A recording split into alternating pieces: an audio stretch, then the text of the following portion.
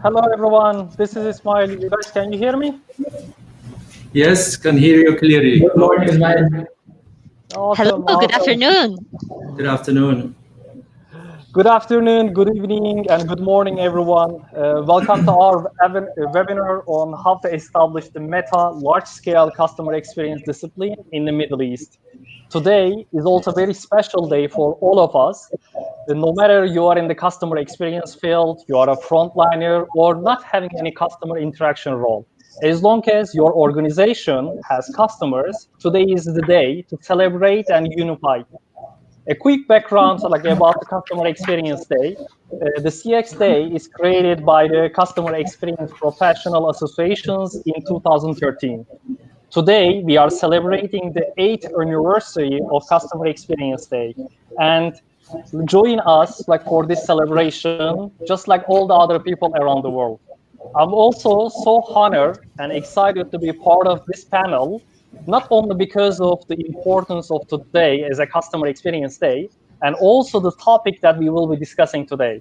So you might be very familiar with customer experience and the terminology. Yet, based on my knowledge, this is the first time a panel discussion will be happening on the topic of large-scale customer experience discipline.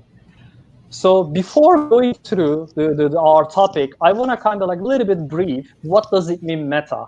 Meta comes from the Greek, meaning across, beyond, a higher kind.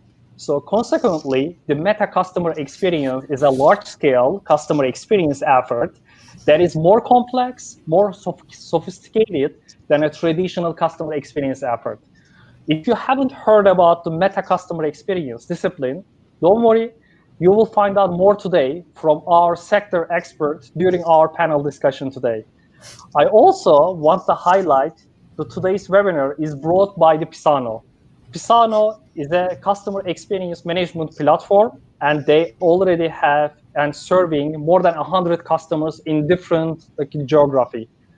So today, we will approximately have 1.5 hour sessions with you. First 1 hour, it will be questions and answer sessions with our dearest panelists. Last 30 minutes, we will be receiving questions from all of the participants. And based on our time limit, obviously, we want to answer the questions as much as we have. Before starting our panel discussion, and I want to kind of give you a little bit summary brief and quick background and introduction about our panelists and myself before deep dive our topic. My name is Ismail and last name Özeng. So I will be your moderator today, and I'm a certified customer experience professional, and I have helped clients in both government and private sector in designing and implementing from small scale to large scale customer experience programs. And can you guys hear? Because I just couldn't hear myself. Very good. Awesome. And I also am currently working in a consulting firm called Maven Insight and Solution, and leading the customer experience practice across the MENA region. So I want to first introduce our panelists, and I want to start first Olga Budieri. She's a certified customer experience professional, and also she is a senior global customer experience manager in Aramex. Aramex is a leading global provider of comprehensive logistic transportation solutions, such as express carrier delivery and freight forwarding, logistic, supply chain management, and e-commerce solution. So I want to welcome the Olga as a panelist in here. Our second panelist, it is Hatim Babazir. So he's the head of the customer experience in events and festival sector in the Ministry of Culture in the Kingdom of Saudi Arabia. So he's actively worked in designing and implementing large-scale customer experience efforts in both private sector and government sector. So right now, so he works as a country level. So you can imagine the scale of customer experience that he's dealing with. And our last panelist is Juan Vega.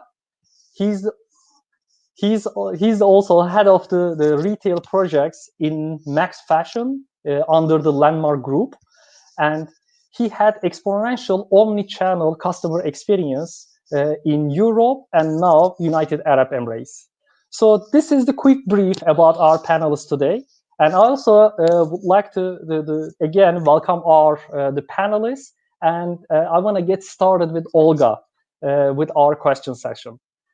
Olga, we know each other for a while, and also you are working in Aramex, and Aramex is operating in 65 countries with more than 15,000 employees. Considering obviously the scope of your work, also the area that you cover, you are dealing with such a large meta-level customer experience. Standardizing the customer experience effort and also providing the same kind of the customer experience in a consistent way, it is very hard. I've seen this from my background and experience. How do you ensure that your organization is providing a consistent customer experience effort across all the countries where Aramex operates? Thank you for the lovely introduction, Ismail, and thank you for this question. It's a very important question. So first of all, it's very important to have frameworks and strategies in place that stem out of center of excellence that can really have a global view of what's happening on the ground across all countries, and what are the different projects that are happening in commercial and digital and operations and across the organization really, and how can we propel customer experience in each of those different disciplines. The second thing is you need to really understand what does it look like in terms of management. So should you have a federated versus a central CX and UX framework? So whenever you're deploying a project, you should have champions on the ground who share the same belief system, who share the same point of view in terms of what is an intended, ideal, branded customer experience. And they know what that should look like in their context and in their country.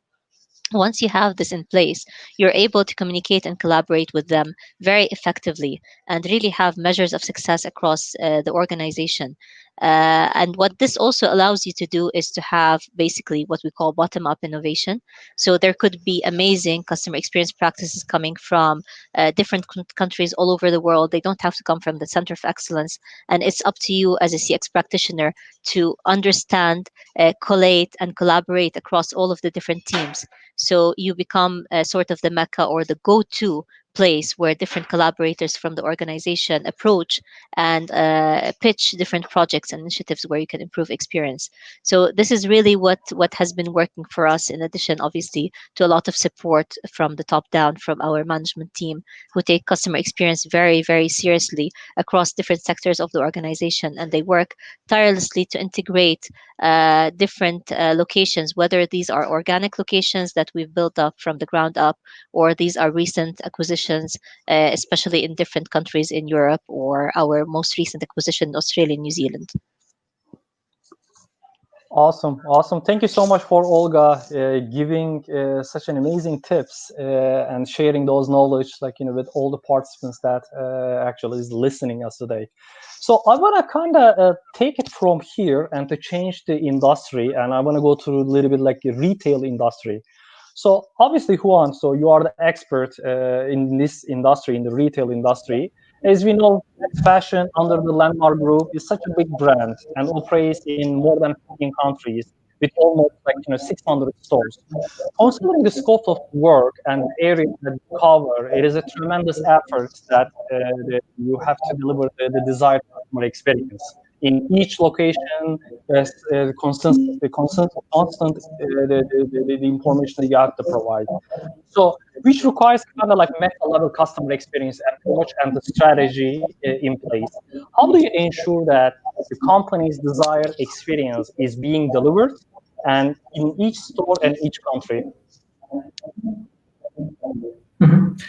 Good afternoon, Ismail. First of all, thank you very much for the warm introduction, and it's a real pleasure to be with all of you here this afternoon.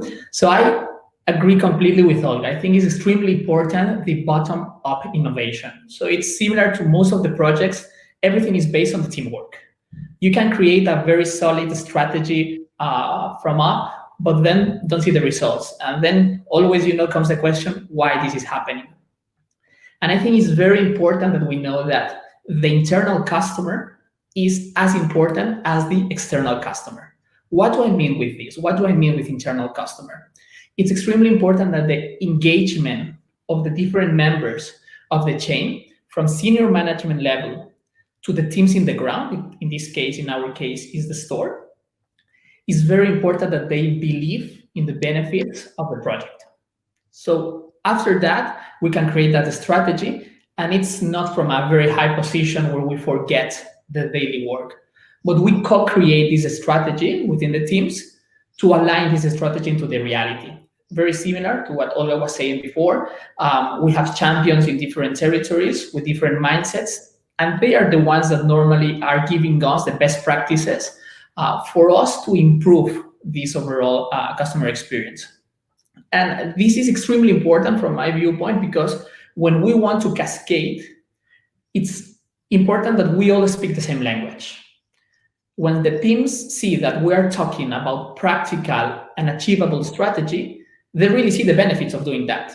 So they are engaged and they're extremely motivated to take this forward.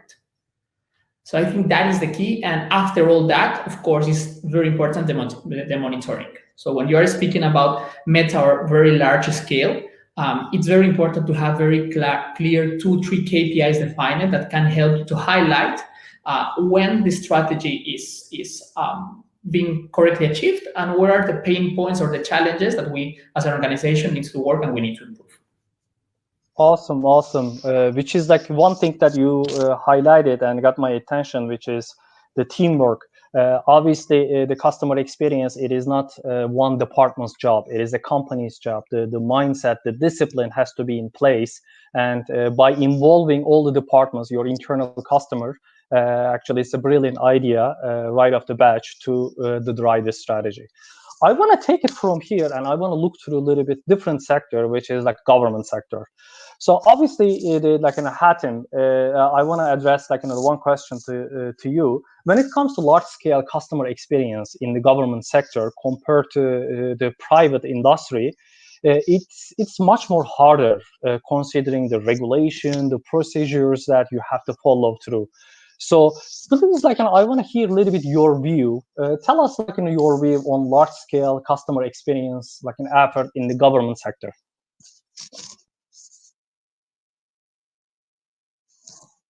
I think, Hatem, you are muted. If you unmute. Awesome. Thank you, Ismail, for that. Still, Hatem, you suddenly become on the top. Perfect. First of all, I want to thank Pisano and the team for putting this effort in sharing with everyone, whether the audience and furthermore in collaboration for this great customer experience day. I think, thank you first for the question, and it's a very focused on the government on a larger scale. If you allow me, I would want to shift the focus from customer experience or a customer to visitor, because this is the arena where we design our strategy is focusing on a visitor. As I'm in the division of festivals, events and festivals, which you're designing large-scale events for the public, and definitely there's a big difference between designing journeys for private events composing of people within hundreds coming every day versus large-scale events or meta events composed of thousands a day, and it would reach over 10,000, 15,000 a day. So that magnitude of size, first of all, puts a lot of effort, work, and design and monitoring in order to achieve the KPIs that is set. Two things I want to talk about this. First is when designing on a large-scale government events, planning is a fundamental phase. It takes longer time. They have so many stakeholders from on an alignment level from a government, for example, the civil defense, municipalities, ministries, interior, the police. All these they have to be part of that event. So the collaboration of the teams and communication in this is key, which also takes a lot of time in the correspondence from each side. the approach, the strategy that we're moving forward, our activities is part of the Vision 2030. And I think this is a mandate that every government entity has a plan moving forward. So that plan has to cascade from the overall objective, and you need to achieve every year's KPIs and engagement purpose. Two, the management resource on a big scale event. So you're not talking about one event management company, but probably over 10, and each company is managing a section or a division in that event. So that also puts a lot of magnitude on that. Health, safety, and security. That's also a very key. So when you talk about health and safety, you need to collaborate and associate with the Ministry of Health in order to provide you with the set. So in short, on this section, which is time is valuable on the planning phase. The more time is given, the more planning is designed, the better journey you will provide. The second part, why I want to move from customer experience to visitor experience, because once you switch to the mindset of visitors, you then move to designing journeys and experiences in real time. So I'll give a quick example.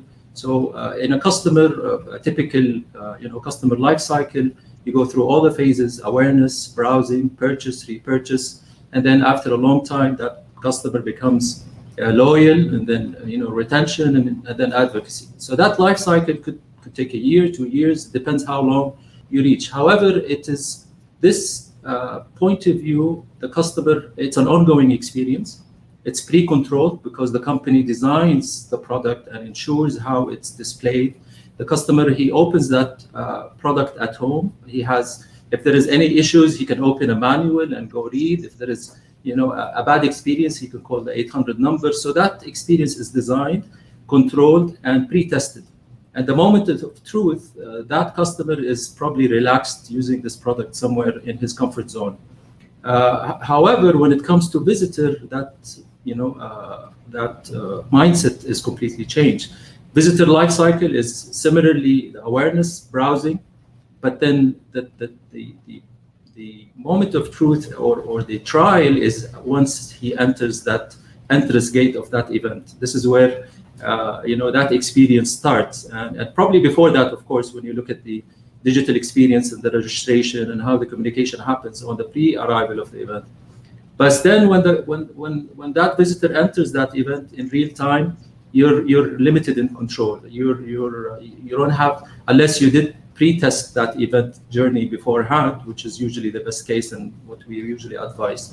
So limited control environment. And that puts, very critical planning and implementation, monitoring, and pre-testing on that level. So I will use visitor moving forward in this panel discussion. Thank you. Thank you, Hatem. Thank you so much. It was completely different perspective. So as we know, if you are in the private organization, so most of the touch points that you provide and you are control of it, which is you brought up one perspective, which is you are dealing with the third parties that are out of your control. In later stages, I want to deep dive a little bit more and to learn from your experience. But right now, I want to continue with Olga, go back to Olga and ask her different kind of real, the today's world questions. And obviously, during the kind of Olga, during the pandemic, we saw exponential increase in online shopping, which means people that actually they do the online shopping and then they want their product to be delivered.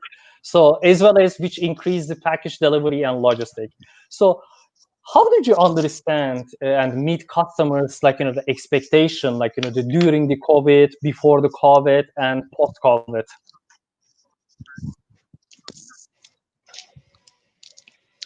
Definitely. So first of all, Ismail, just to highlight that customer understanding and insights is not something you do once and then you keep that and you shelf it, and it's not. It's a living exercise that you have to continue doing.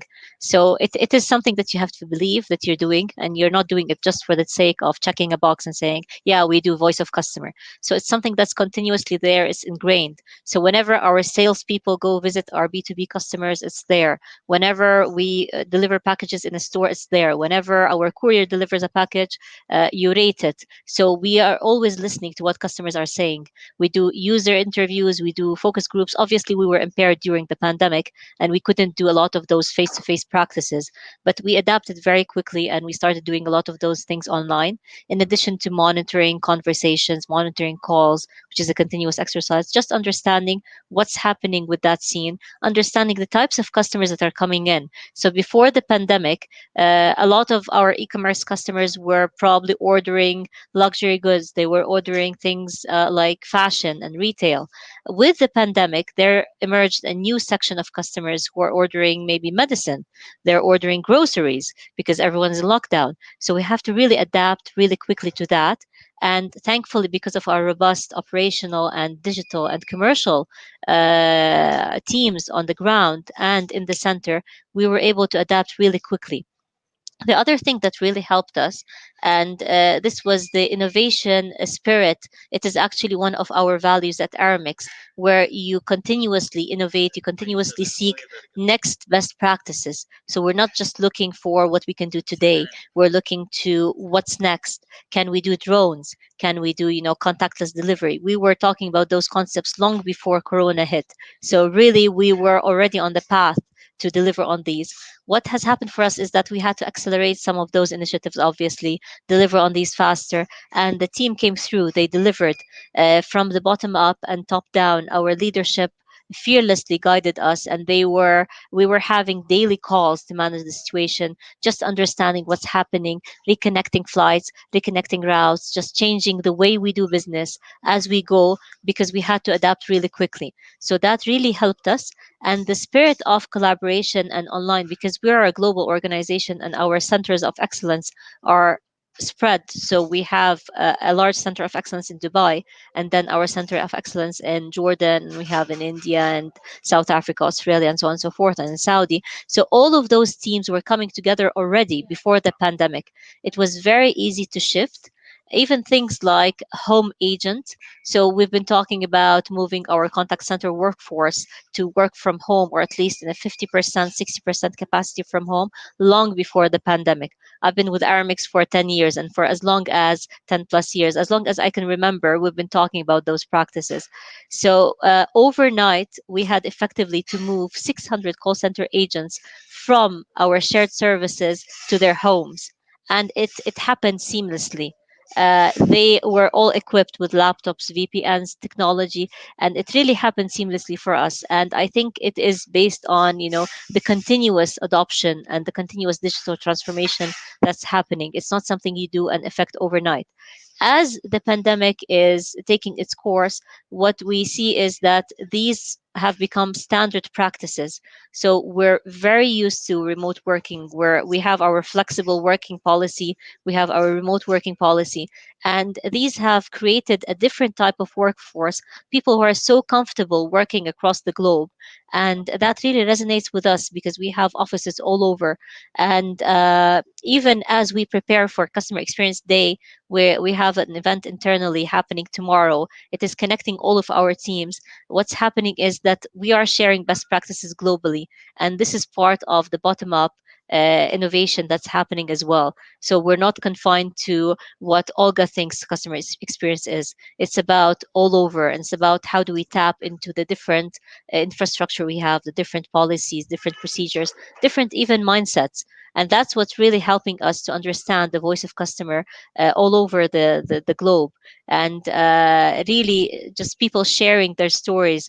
And I cannot tell you the amount of stories that we've been inundated with, just real positive, inspiring stories about customer centricity from all over the world in Aramex. And these range from really simple things like just delivering a package to people who have built an integration or an automation for a customer, especially for our global customers, our VIP customers, but also for SMEs and also for cash customers who are dealing with us on a transactional basis. So, as you mentioned, we're talking about meta level customer experience. And for a wide scale service provider like Aramex, you have a wide range of people you're catering to. So you're really catering for large B2B corporations, you're catering for the SME, the entrepreneur persona, but you're also catering for, Olga and Ismail and Juan and Hatem and whoever is using the services of Aramex, whether it's e-commerce, whether this is banking, or the host of other solutions we have. So all of that, I believe, the robust infrastructure and all of our values and the core and our DNA of what we are and who we are has really shined through the pandemic and has really connected all of the dots for us together. So before the pandemic, we were looking at things like contactless delivery, leaving at door, drones as a next best practice project. During the pandemic, the paradigm shift for us happened, and we started thinking of those as essential go to projects that need to be accelerated within our innovation agenda. Awesome. I love it. I love like three things that actually it get in my mind is one is like, the basically like an understanding customers need. It is not a checklist. It is something that has to be in the DNA constantly. It's to happen. The second thing that actually, which is, as you said, being ahead of the game. For example, you talk about the drones, you talk about contactless delivery. Before the COVID, the company actually already thought about it, and I'm sure it was much more easier than starting right in that moment. And the third thing that which is you said like as a global team being on the same page and as a co-creation and collaboration. I think these three things, I'm sure they provide you the success during that time. Definitely. Thank you, Olga. I want to take it a little bit to the different sector, which is with Olga. Obviously, we look through a little bit into the logistic perspective, but how about the retailer perspective? So, Juan, like my next question is: so, which method that actually, like in Landmark Group, in your brand, that you guys are using to understand the customer's needs, wants, aspiration? Because before the COVID-19, the way that they shop and the brands that they choose and even the models, it was different, and later on it become completely different. How do you kind of keep it up with the meeting the customer's demand? Mm-hmm. So look, Ismail, in here we try to be very practical and focus on things that we can change, of course, in a short term, and then have a mid and long term strategy.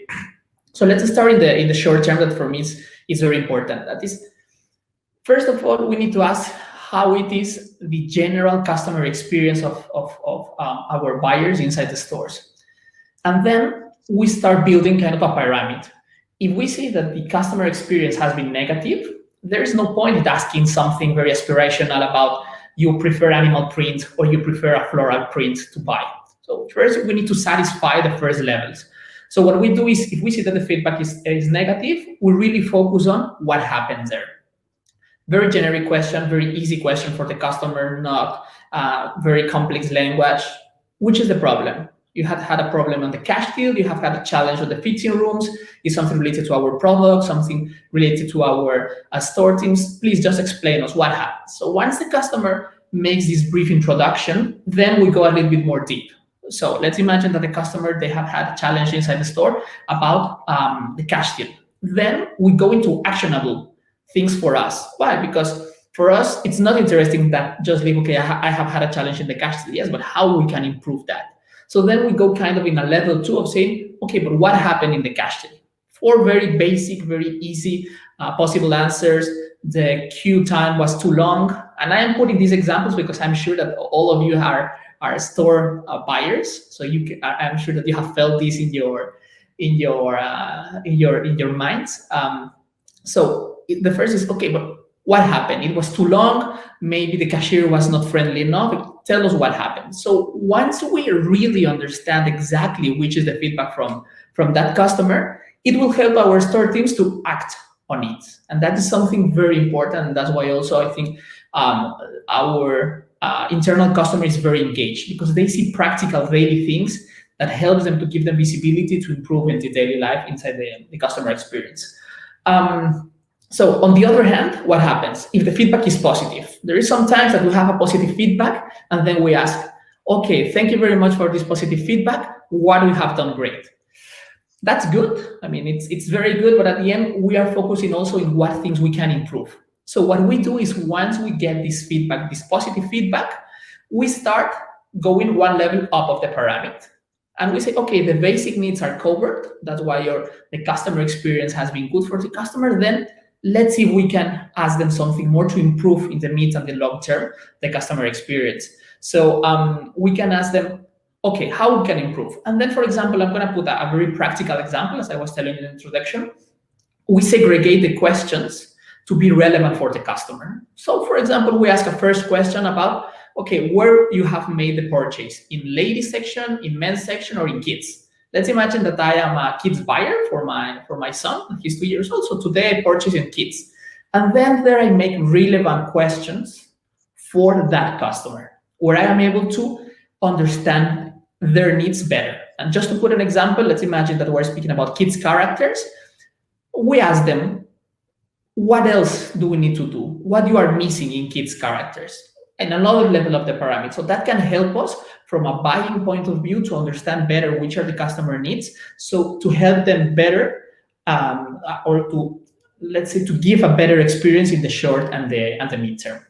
Okay, so that's a little bit the strategy that we follow. We try to be very segmented, so we can solve the customer needs in all of the different of the levels of the pyramid. So in summary, I would say that it's like 3 easy tips. First of all, be practical. Detect the things that you can change so you can act on it. Second, work with priorities. Don't ask the customer very complex questions when there is sometimes that you need to solve first the easier and the most basic things for the customer. And third, be relevant. So ask feedback depending of which are the customer profile and which is the customer needs.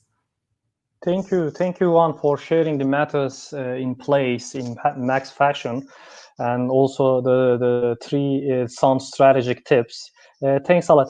What I want to kind of like know a little bit, which Hatim already he mentioned a few areas, is we all know that customer experience actually requires the involvement of people from front line to back office, system, process, and third parties. And it's a constant teamwork that each player has a critical role during that throughout the journey. So now I want to kind of like address what if the customer ecosystem involves the third parties, which Hatim he mentioned a little bit. And so obviously it happens a lot in meta level customer experience. So Hatim, like, obviously considering your sector, cultural events and festival, and I'm sure there are a lot of third parties involved, and you don't even have full control on them. So such as maybe it might be events organizers' website, their call center, etc. So how do you ensure that each third party involved in this visitor journey in delivering the desired experiences, like how do you kind of like, guide them? How do you present the Ministry of the Culture's values? Excellent question, Ismail. So I think here it's very important because you're actually working against time, and as I mentioned in the previous question, planning, the pre-planning phase is very crucial in execution at the right timeline. So it's very important to have the team believe in what you're doing and are their drive towards the vision and the goals of the organization, and not your unit, which is or department of customer experience. This is very important because if that if they see the value, they will be part of your team rather than a function executing a task. So we break down the stakeholders or the third-party supplier according to the customer journey. So who are involved in the pre-event phase, who are involved in during the event phase and the post-event. And then we create a briefing session, cascading the goals and the values to that event and the purpose, creating a purpose of that event. Meeting where you do the briefing, alignment, key questions, from any third party, not to mention roles and responsibility in the first meeting, because that puts a barrier or kind of, a wall on that meeting. It should be creative, it should be motivation involved, and working towards a team. And I think once that is done, which we usually, put it, part of an operational structure framework, and then you create the governance model. So that governance model should at least ensure who does what and when. You go back to the kitchen, you start, analyzing the personas, you start putting the journey and all the interactions that are there, whether, watch outs or dissatisfiers and so forth. And then you create something that we call interaction cards. And that interaction card cards are broken down as per phase. And then each stakeholder or a company could have one card or more, because that card is defined by an interaction and not a full project. Because you have, even in specific, one stakeholder could have multiple people working on different interactions. So a communication team working on the design, the branding, the communication, another team working on the technical part, the website, the application, digital experience, UX, and so forth. So then you have a second round or a third round, every entity by itself through a group session, and then you explain these interactions. And most importantly, what does these interactions mean? I mean, if there is a shortfall in not delivering that task, what would be the result? And it's very important for the third party or the team player who's working on the other side to see the result or the impact from that. Hence, they see the value of that activity. After that, we of course that. In that meeting, we set the roles and responsibility, we set the deadline and the team, and then you have a clear structure of execution. Then ideally you go back and create a control tower. So us, like a typical PMO in a large scale project, that control tower is just a control tower. They ensure that these tasks and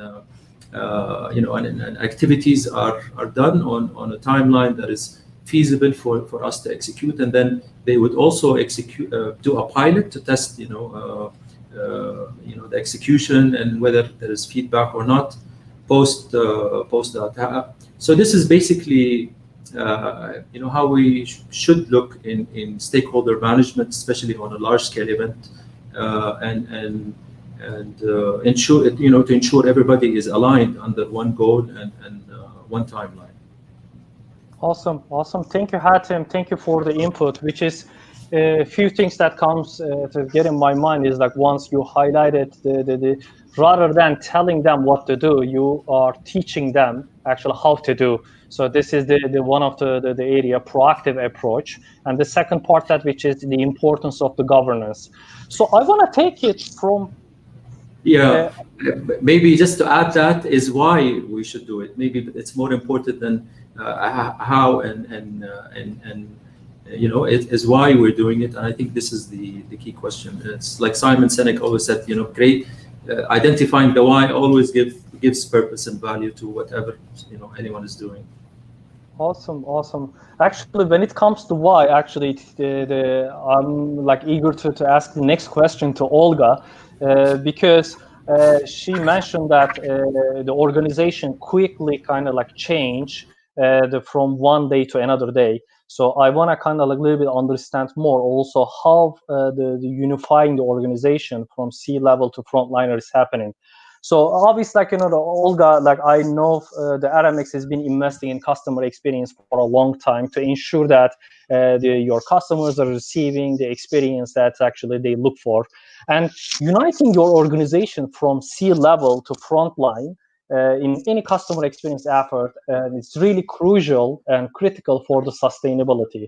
So what efforts that actually you have made in Aramex, and you can advise all the people that who's been listening us in here, maybe they are working in the logistic like and the package delivery industry, and then they can take advantage from your experience.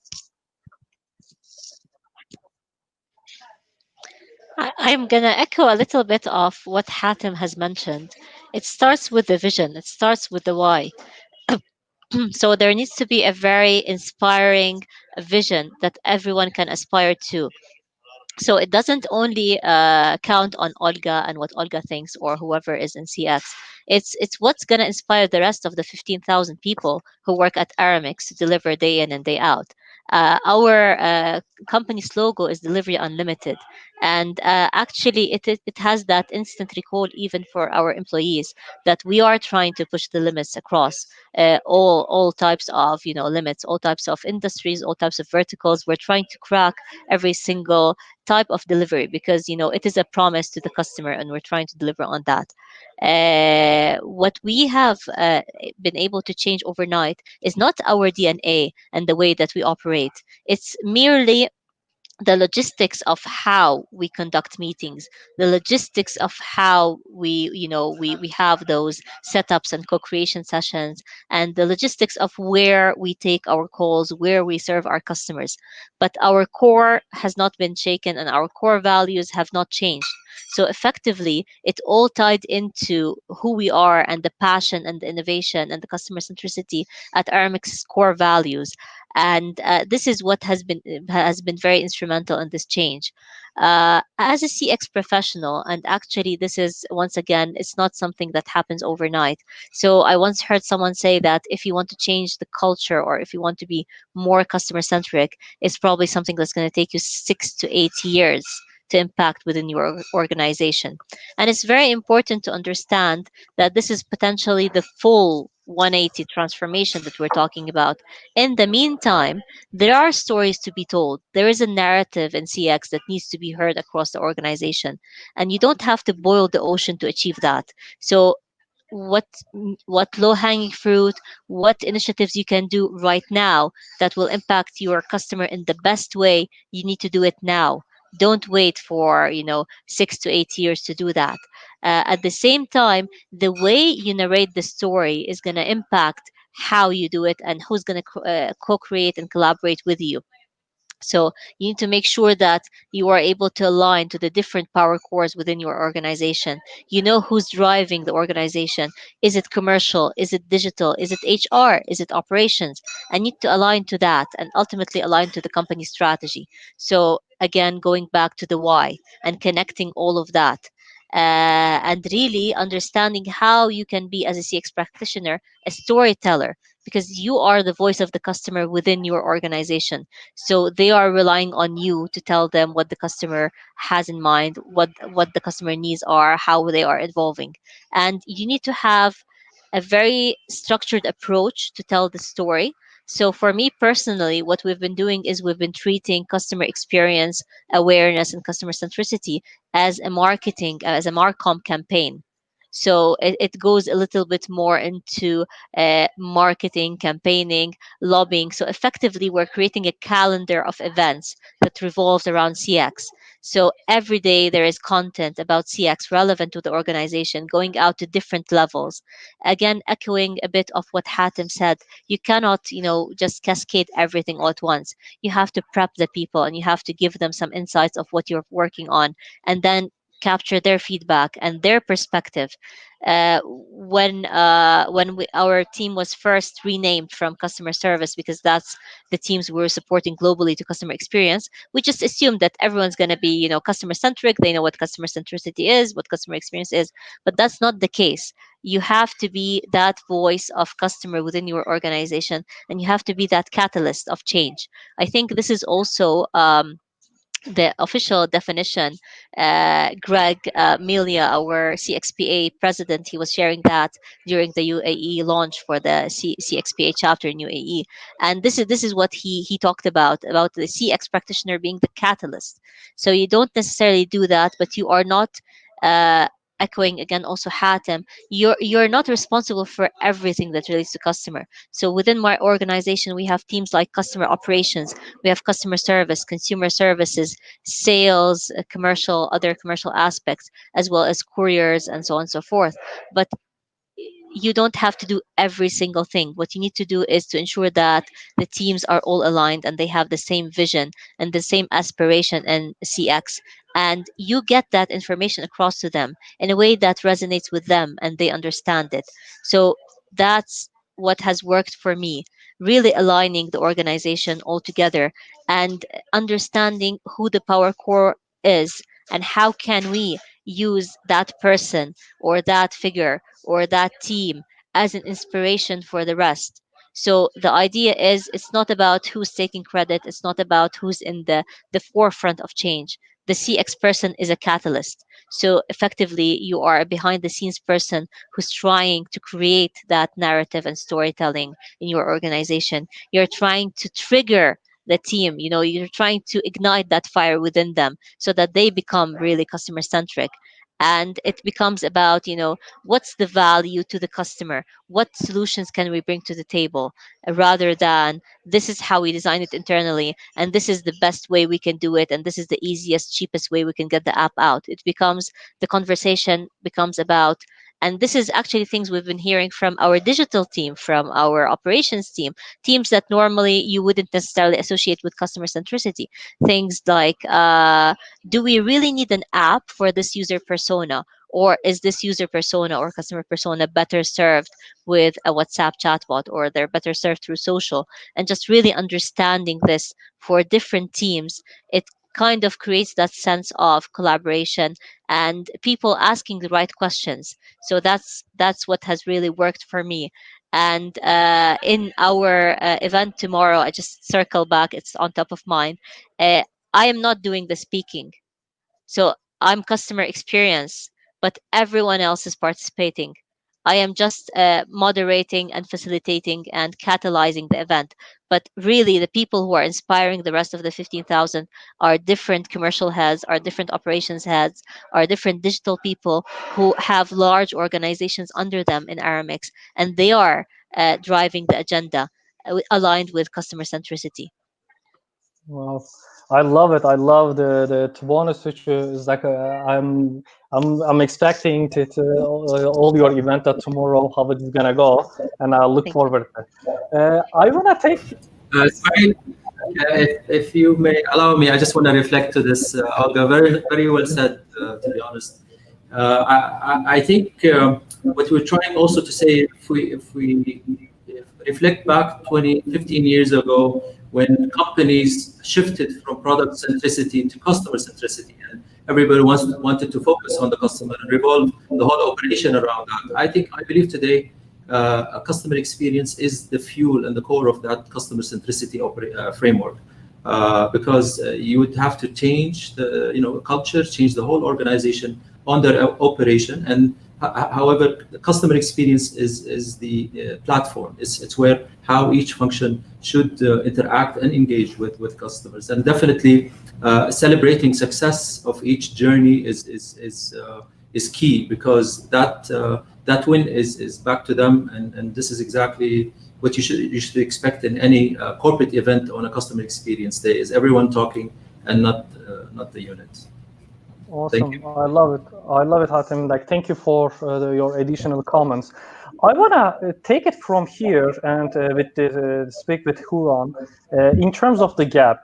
I'm sure most of the people that who's been watching us in here, they know the research recently conducted, and it's talking about the gap between the experience that companies they believe they deliver and experience that actually consumer that actually they receive. So I'm sure, Juan, like, if you are familiar with this research, so top 80% of the executives, they believe they deliver superior customer experience. However, only 10% of their customers, they agree that they receive it. Based on your experience and in your current role, your previous role, and your career, why do you think that there is a huge gap, and how to overcome this? Very good question, and I think that is the question. Why? why we think normally we think that we're doing so good, but when you ask to the customers, they feel another way.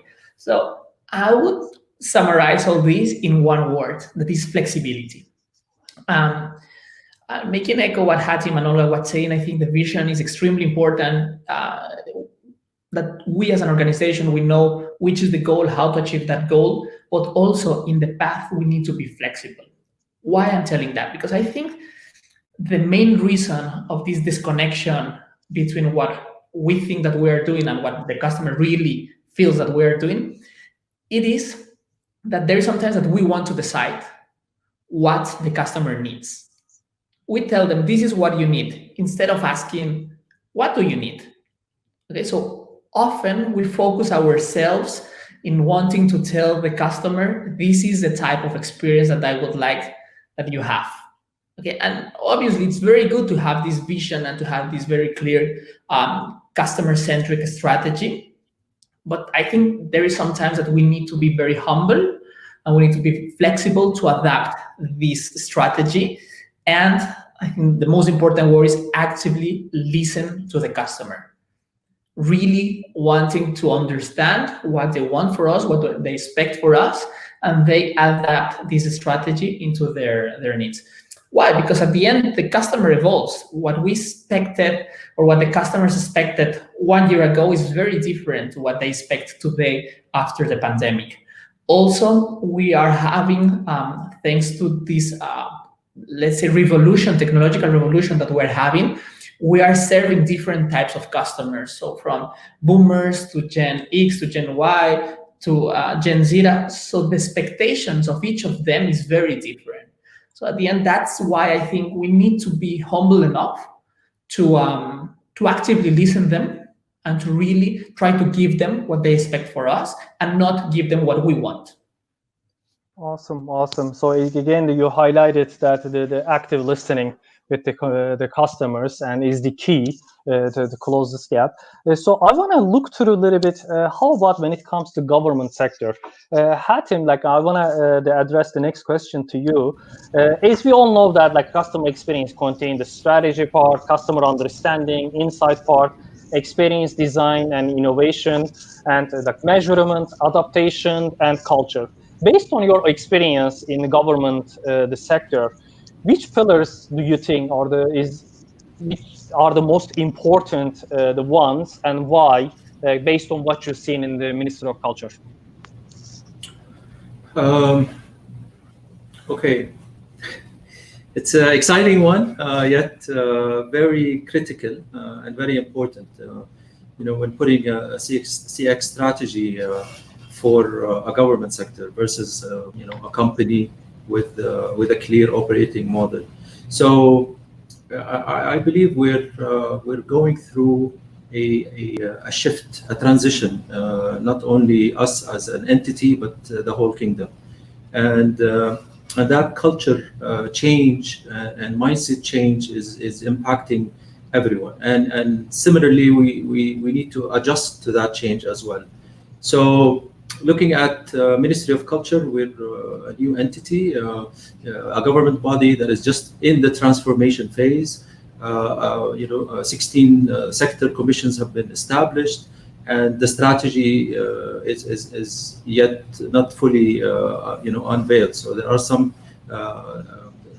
areas of culture is still under development in order to launch. So going back to your question, I believe strategy, organization development, and culture is the fundamental moving forward to customer experience, because that again, shifting to customer centric. This is exactly the phase we're currently in. It's not about. So I represent the event and festival sector, but there are other subsectors who are doing other stuff. SMEs and entrepreneurship strategies and external party and collaboration with government entities globally. And so going back, once that strategy, vision, and culture vision is established and people believe and are already engaged, then you can move into monitoring, evaluation, designing journeys, and implementation. These are on an operational level, listening and monitoring and evaluation. Designing journeys and personas are on an operational level. However, they're very important because they improve the team's mindset and how they look at visitors and customers, in the Ministry of Culture. And over time, the more you engage with these, with several different departments when you're executing your journey experience, that elevates their experience in approaching their customers as well. For example, procurement or shared services or internal IT. So for them, we are the customers. HR, for them, employees are the customers, and that the customer experience, us being the core of improving and enhancing that journey, there is a ripple effect on the whole organization. And the more you celebrate it, the more culture drives towards that change. Awesome. And then also, just lastly, I think also it depends where the organization stands, the current status of that company. If it's well established and they have clear, vision, strategy, goals, and plans, then that's much easier to set up. If the organization is still new and agile and a startup, so I think it's an opportunity because you get to design that embedded in the same, at the same time. Thank you, Hatim, for the insight and the sharing your view on it. So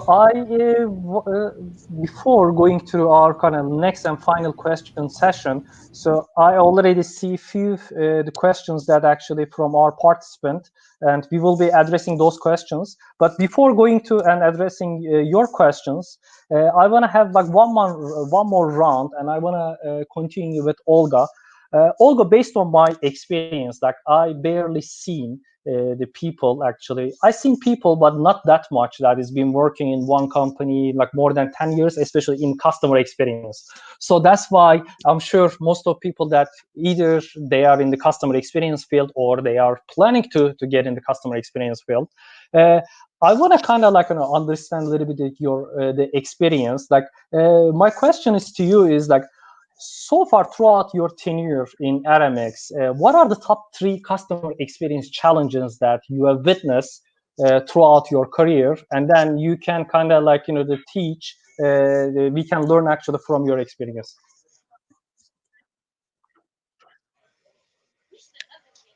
Thank you for the question, Ismail. So just reflecting back on what you've said, being in one place for so long, actually this is quite normal for Aramex. So there are people who I've known for just over a decade all over, and there are people. So our leadership team, you see people who have been there for 15, 20, and even 25 years, and even as old as the company itself. So really, you have that amalgamation of all of that wisdom and knowledge that Aramex has built all over the years, and you can tap into that. And it really helps as a CX professional. What I found challenging, and this is probably not Aramex specific, maybe this is for the profession of CX, and this is my personal view on it, and how do you look at it? For the first couple of years working in CX, there was no formal definition of the profession, as obviously witnessed by my title itself was customer service, but we weren't doing customer service at all. I'm sure you know that part of the story. But it wasn't such a trendy term in the world back then. And even as it evolved, the clarity of the role of a CX professional can be sometimes not as clear as other roles in the organization. So don't be, whether you are an applicant and you're aspiring to be recruited by a company, don't be fooled by titles and what's the role. Really understand what it's about. So customer experience is not customer service, and there is a wide difference between that. It's not like you get a handbook and this is what you need to do. It's you have to be very innovative. You have to be out there. You have to really understand the organization and really understand what you need to do within your role, and assess every single function, initiative, and assess the information and collaboration streams, but also assess what you need to be doing. I do some coaching and mentoring as well for CX professionals. And one of the most common questions that come to mind, my CEO is asking me whether I need to handle complaints or not. And again, this really depends on your org structure. This depends on what you are responsible for. But whether this is within scope or outside scope, you have to have clarity on that this is within scope. And then you have the governance structure for that. You have the framework structure. You have the capacity planning properly and the metrics and the controls. If it's not within your scope, then you need to have mechanisms to relay this to the relevant teams, and need to understand what is the role of CX. So maybe the role of CX is about root cause analysis and understanding why complaints are happening and closing the loops. However, the understanding of CX is not shared and common across all stakeholders. And it's up to you to create this narrative and to share it and to make sure that everyone is clear on who should be doing what. So again, going back to Marcom and going back to raising awareness about CX within your organization. The second piece is, if you're in CX, most likely you are competing with other tangible projects. So if you are, pitching the management a $2 million customer transformation project, most likely people are pitching the management a $2 million warehousing project, which has a demonstrable and real ROI that they can see and they can touch. So you are competing with really tough projects out there, and you really have to be convincing, but also you have to be patient and you have to be adaptive. So you cannot just stand, fold your arms and say, I'm going to wait for that $1 million project. Until then, we're not going to do anything. You have to find creative ways to pilot such projects internally, to be, open to working with boutique agencies, to be able to work with local companies, to be able to figure out how they want to take a project like that, descale it, try it out, pilot it, demonstrate ROI before you can come back with a solid use case and scale up and go global. So really that helps. So if you have an internal measure, you want to first of all try it out, see how it works, and then figure out how to connect it. It's not something that's going to happen overnight, but having demonstrable ROI every day and every single day is very important, even if it starts with small things. The third thing that I've reiterated to my team, and they're always cognizant of this fact, is that you're not your user. Never use your own internal frame of reference, your internal assumptions when you're building solutions, when you're looking at experiences. You have to understand where the user is coming from. You have to understand where the customer is coming from. If they're using your tools, your mechanisms, don't assume they experience the experience in the same way that you are experiencing it. So you have to be really open-minded to understand. One of the examples outside of our industry, it was a very interesting and notable example, but that I always use with my team, is why a certain bank was trying to figure out why mothers are not saving. And what they understood was that mothers didn't have the bandwidth to think about things like saving when they have childcare and they have the household, everything that's happening. So they came up with a solution that was called top up, which is basically when you're grocery shopping or whatever you're doing, it will round up the figure on your bill to the next integer. And what it will do is it will take that roundup and put it in your saving account. So that's how you're multitasking. And they did that by understanding their user and understanding how their customers experience their products and solutions. So that's very critical. And that's a critical piece for me always to keep with me wherever I go. Awesome. I love it. I love all the detailed explanation, Olga. Thanks a lot for the advices. I want to listen from Juan as well. Juan, obviously, you're in this sector for a long time. If you give one advice to CX practitioners who is in the retail industry all day, want to get in the retail industry, what would it be and why? Very good question. Thank you very much. So first of all, I think retail is a very kind of generic word. And inside retail, there is very different types of positions or segments, okay? And I think something very important is that you need to understand the customer. And why I say this? Because inside retail, depending which are the segment that you are approaching, the expectations from the customer is very different. I'm going to put for one example. This, for example, in our case, in Max, we are a value brand, similar to Primark, for example, that you may know in Europe.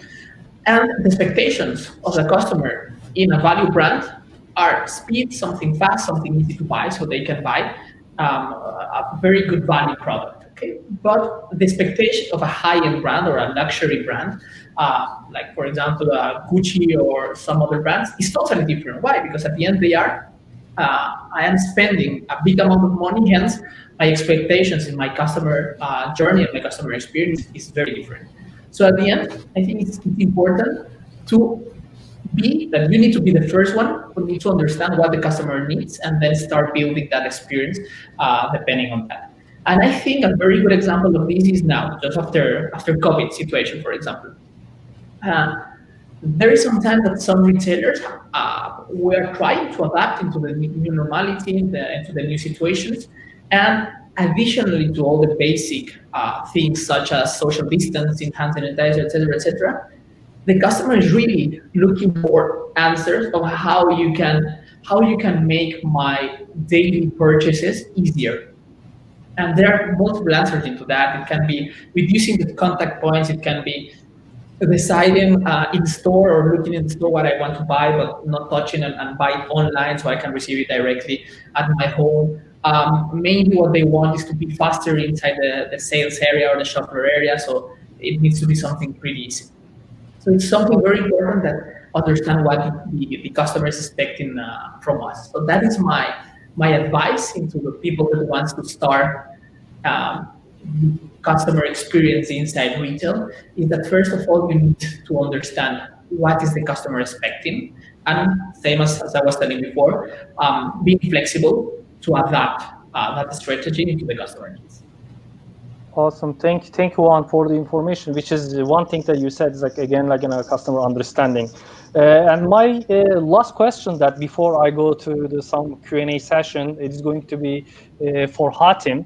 Hatim, obviously, the type of the visitors, let's put it as the beneficiaries, in each event, actually it is different. So as well as the way that you interact with them.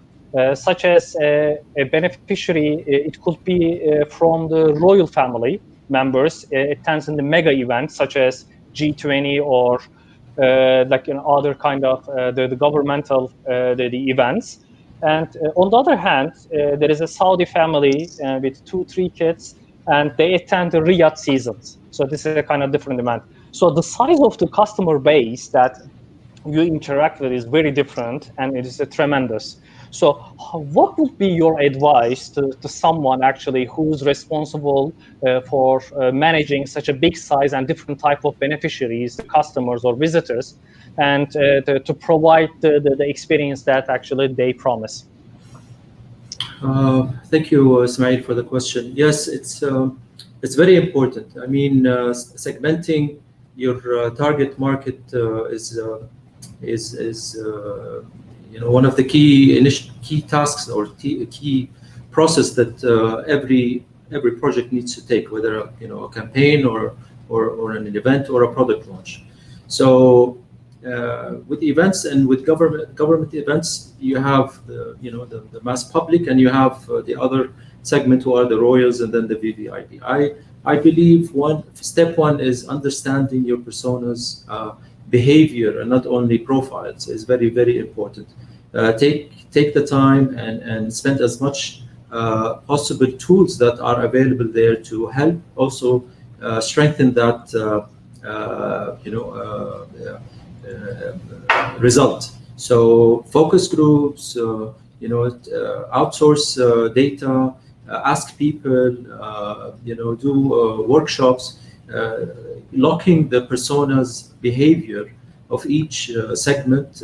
And when I mean behavior, is basically understanding what are their expectations, what are their aspirations, and what are their frustrations. If you lock these three in every persona card, you would at least know when you deliver a journey, you're delivering the expectation of what this visitor is really looking for.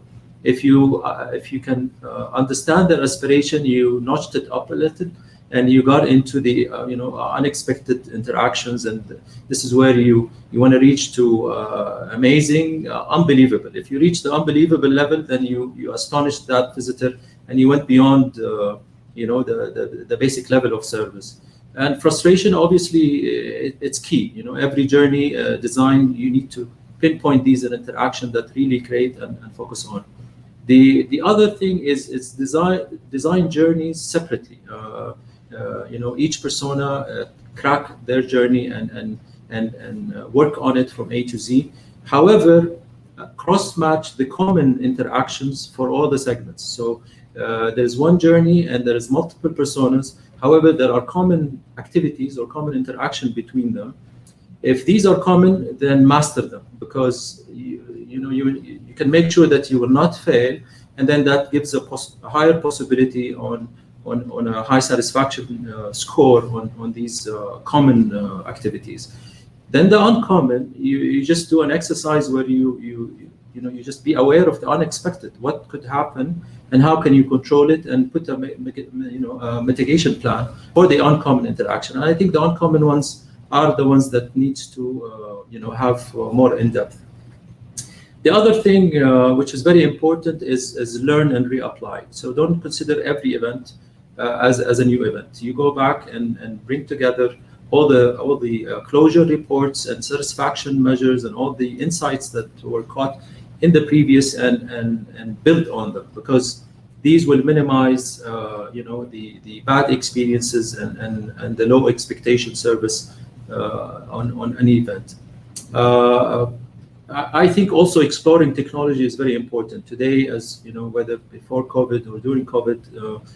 Technology has is becoming fundamental in our day-to-day life, and also it can become integral in part of the operation of every event. For example, using beacons, the Bluetooth targeted communication, RFIDs for ticket purchasing, for example, barcode scanners and so forth, to ease a seamless experience during that touch point. Also, how can you utilize, which is very important in large-scale events, especially with government projects where the whole public, you get thousands of people in the same day.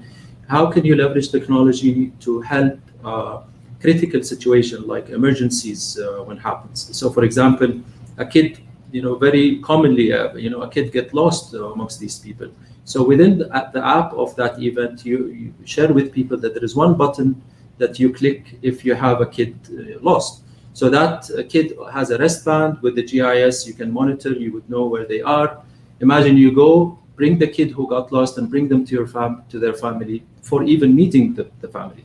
So that proactive strategy using technology, similar when someone gets fainted or falls down, or you press one button and the control tower or whoever in the operational team, they get notified, they know the location, the ambulance is easy to come in, or the medics to go and support.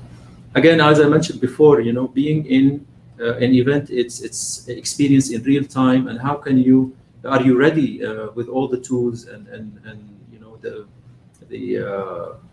the plans to rectify whatever can happen there and improve.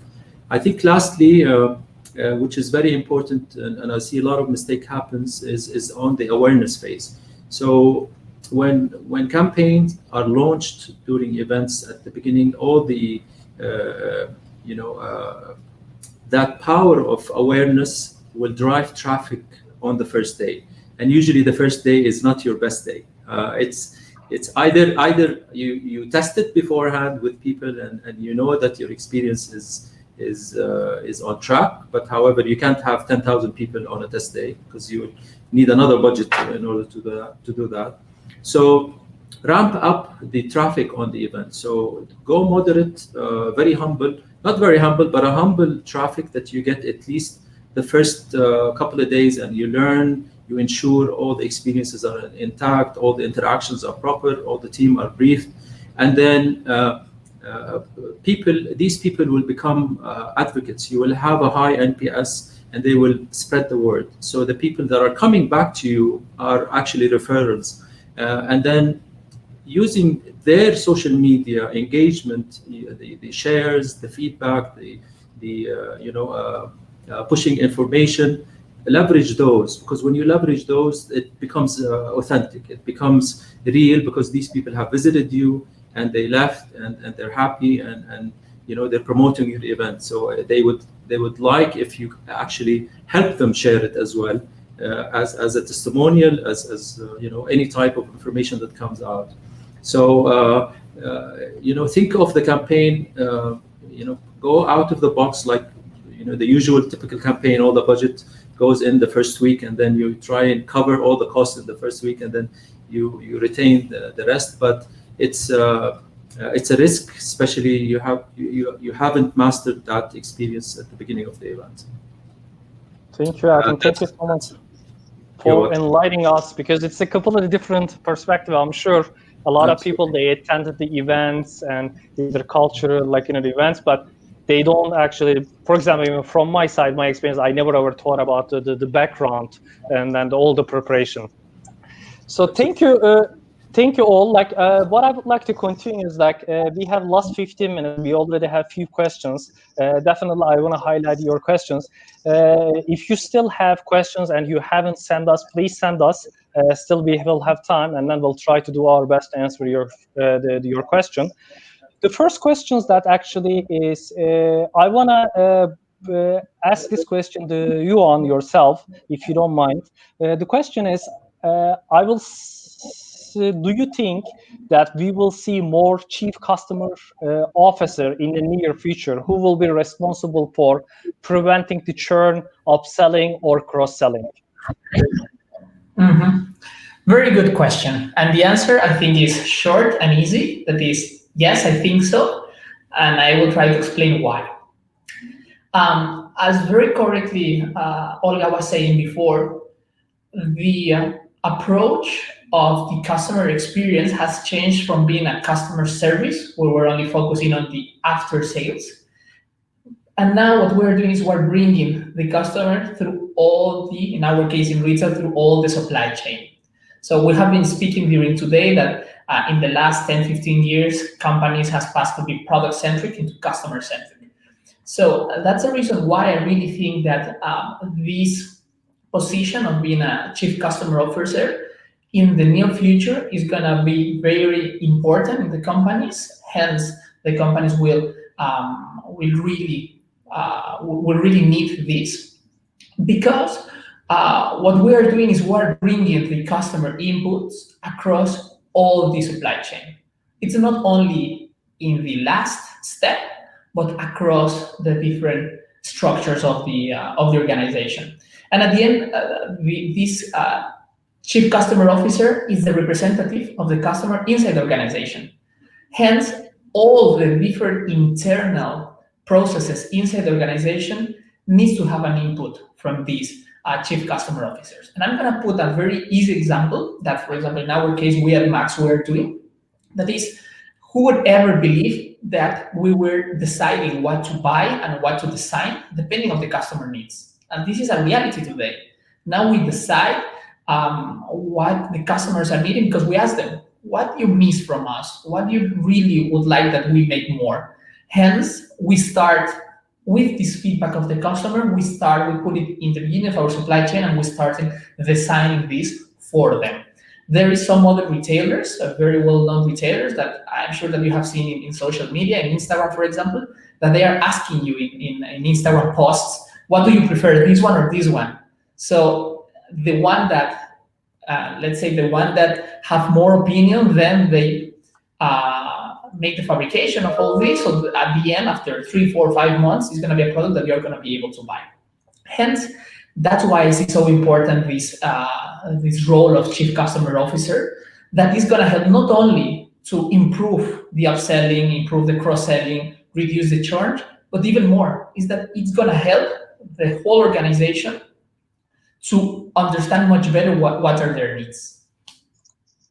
Thank you, thank you. I just want to add one thing.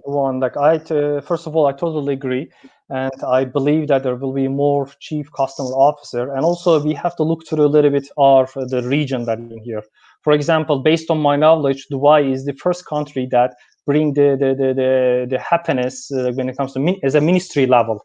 So basically, the government and the country really cares about their citizen, their residents' happiness. So that's why it is a little bit like top down from the government. And obviously, we are in the area that the service industry, it is booming. And so when we talk about the service industry, obviously customer experience is much more important. And considering based on my the humble experience in this region last 5 years, and the people that I seen 5 years ago, actually, I didn't see that much like in a customer experience, the roles in the companies. Right now, it is they have different departments. They collaborate with all the other cross-functional teams.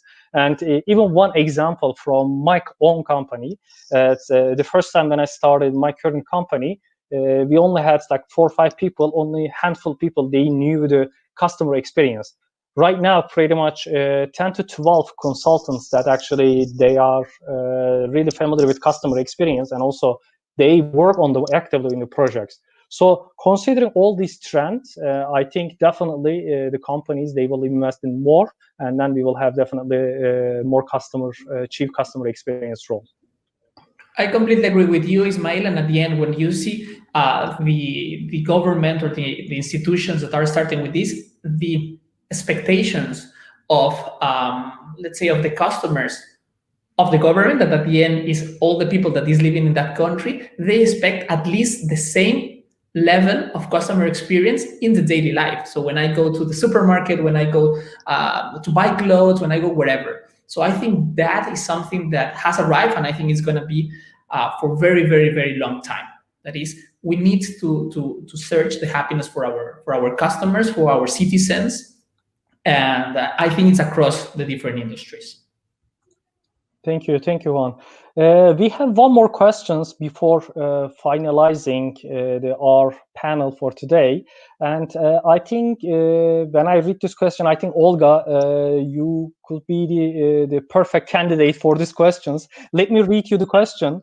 The question is, I'm responsible for customer service team at an insurance company. We have been lately investing in automating our customer service by knowledge basis and chatbots. Sorry, I'm somehow afraid that this whole automation can break the bond between our company and our customers, since our customers are so keen on human-to-human interaction. So, what are your ideas about this? Brilliant question. First of all, I congratulate you on asking the question. And it's very important to understand why you're doing this automation. So, automation for the sake of automation is surely going to fail. So, you need to understand what is your purpose behind it and what is the experience you're trying to create. Secondly, what I like to call within my organization is we're customer centric when we design experiences, we're digital first, and we're seamless, but we're varying degrees to different customers. Where the application of this is in varying degrees. So if I'm talking about a B2B VIP customer, my adoption of a digital first strategy is not top of priority as much as customer centricity. So I need to understand this customer and what is an ideal experience for them and what is the means of interaction for them.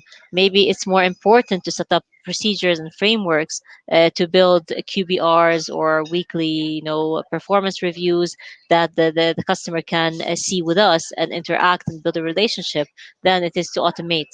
If I am looking at more transactional relationships, I'm looking at things that customers can self-serve, then we really need to understand what's the use case and how do we go about it. So what are you enabling via this chatbot? what are the different use cases. When we implemented our chatbot for Aramex, we were the first logistics company in the region to implement a chatbot for delivery management. And when we did that, we listened to 10,000 conversations through our contact center just to understand why customers contacted us. And we reached the conclusion that they contact us for three things mainly: where is my shipment? When can I get it? And where do I pick it up from? And based on that, we built our use cases. And there was a mix of informational, but as well as conversional use cases. So you don't want to build just the chatbot for the sake of having the nice tool, but you also have to have a certain ROI for you and the customer from it. So if they need to interact with your chatbot just to get a piece of information or the phone number of your call center, then they have to call you again. In my opinion, this is a break of the experience. But if they are using your chatbot and they are able to do things like payments or schedule a pickup of their, insurance policy, or they're able to fill a form or fill a claim via your chatbot, then you are on the way to success, because then you're really creating a way where customers can communicate with you in an asynchronous manner. That means they can communicate whenever they can, wherever they can, and that gives them more leeway. And with a chatbot, with a text messaging platform like that, what you will be able to do is actually relay different formats of information. So you can ask them to share their location or share their preferences. They can read and reread your messages again. The other piece that really connected things for us is when we started the chatbot, we only had a 13% conversion rate. And what this meant was that we've invested massively in this technology. However, only 13% of our users saw value. So what we've done was we've audited the conversations on the chatbot itself and tried to understand and analyze the drop off points and understand why customers are considering this experience negative or why they're having issues. So maybe the tone is not clear. Maybe the terminology we're using is too, jargony. It's too technical. Maybe we're making assumptions about where they use it or when they use it. One of the first things that happened, it was, it's obvious, but when we were doing user research, we were asking customers initially. Our initial hypothesis was where they want your shipment. They want us to deliver or they want to pick it up. And based on that, we would design a flow, a UX flow on our chatbot to relay to operations and to integrate with digital. The users came back with a very pithy response saying, how can I tell you if I want it delivered or picked up if I don't know when it's coming? And it's exactly, touche, because that's what matters to your user. They want to know this piece of information before they make their decision. And this is how you will succeed in your chatbot. If you only have it for the sake of automation and it's an FAQ type of chatbot and it's just informational, you will not see a lot of ROI, nor will your users. But if you are willing to invest into the workflows and into the user experience and to do a lot of research and understand where the experience is breaking, then it's worth the risk. And I congratulate you on taking this step. Thank you, Olga, for detailed explanation. Just at one point, Hatim, is there anything that you would like to add on the comments? Okay. Awesome. Good. What I want to add, which is like, I totally agree with Olga. Even based on my experience, I've seen some of the organization, actually, the benchmarking. Benchmarking is such a great the study, but it doesn't mean every single the benchmark that you have, it will be applicable for your organization. So that's why we always suggest to come up with the business case. And then always there is a validation point of why this the initiative actually it is needed, and in terms of the either interaction with the customer or cross-selling, upselling. So that validation point has to be over there to make it happen. So that's all that I wanted to add. So far, like we are almost reaching to our time limit. And what I want to do is like last 1 second, if any of our participants in here, our panelists, if they have final word, we have one more minute, and after that we will be closing. Olga, is there any final word from your side?